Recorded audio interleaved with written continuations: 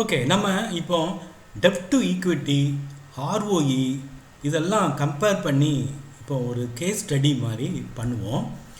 Okay, இப்போ ஒரு company ஏ எடுத்துக்கிடுவோம். Okay, அவங்களுடைய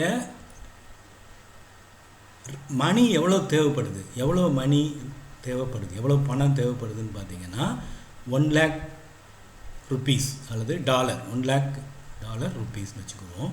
அவங்களுக்கு எவ்வளோ ஈக்விட்டி இருக்குது அப்படின்னா, ஈக்விட்டியிலேருந்து எவ்வளோ அமௌண்ட்டு கிடச்சிருக்குன்னா 50,000 ருப்பீஸ் கிடச்சிருக்குன்னு வச்சுக்கிடுவோம்.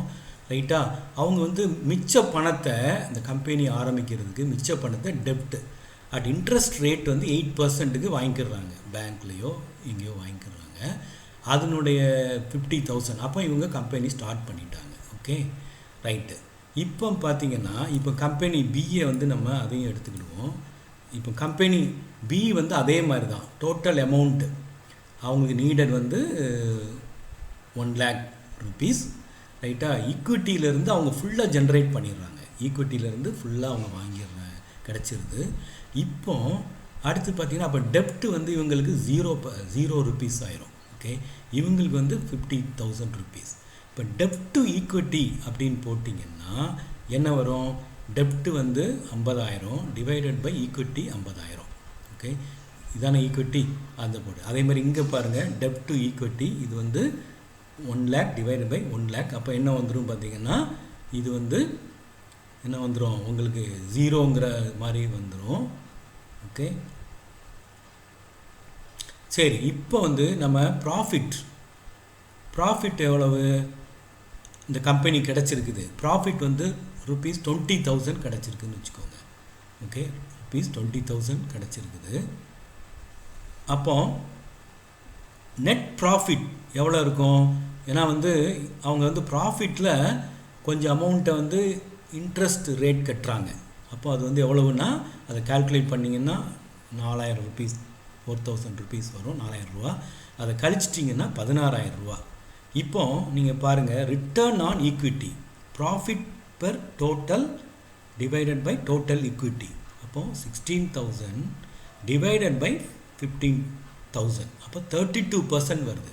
நீங்கள் நல்லா கவனிங்க, இந்த கம்பெனிக்கு டெப்ட் டு ஈக்விட்டி 1 இருக்குது, இந்த கம்பெனிக்கு டெப்ட் டு ஈக்விட்டி வந்து 0, 1 இல்லை.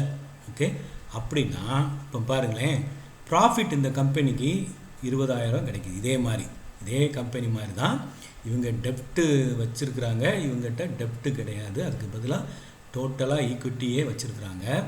இப்போ ப்ராஃபிட் வந்து 20,000 ரூபா கிடைக்கிது. அப்போ நெட் ப்ராஃபிட் வந்து இவங்களுக்கு 20,000 ஃபுல்லாக கிடச்சிரும். அப்போ ஆர்ஓஇ பார்த்திங்கன்னா எவ்வளோ வருது? 20,000 rupees divided by 1 lakh rupees. ஏன்னா வந்து டோட்டல் ஈக்விட்டி ஷேர்ஸ் போடணும், ஈக்குவல் டு 20% தான். இங்கே பாருங்கள், இவங்களுக்கு வந்து டெப்ட் டு ஈக்விட்டி ரேஷியோ 1 இருக்குது.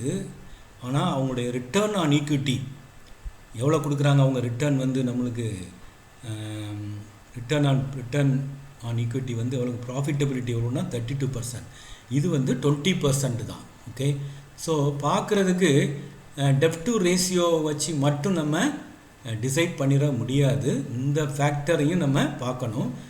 இருந்தாலும் அடுத்த இதில் குட் டெப்ட் டு ஈக்விட்டி எவ்வளவு, பேட் டெப்ட் டு ஈக்விட்டி, நல்ல கம்பெனினா எவ்வளோ டெப்ட் டு ஈக்விட்டி இருக்கணும், ஒரு பேட் கம்பெனினா டெப்ட் டு ஈக்விட்டி என்ன இருக்கணும், அடுத்த இதில் பார்ப்போம் நம்ம.